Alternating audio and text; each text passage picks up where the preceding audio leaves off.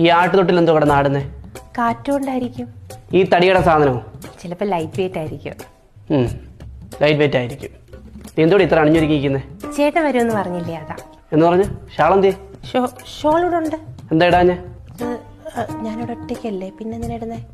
ആരും ഇല്ലെന്ന് നിന്നോട് ആരാ പറഞ്ഞത്? അപ്പുറത്തെ വീട്ടിൽ വീട് പണി കിടക്കുന്ന കണ്ടില്ലയോ?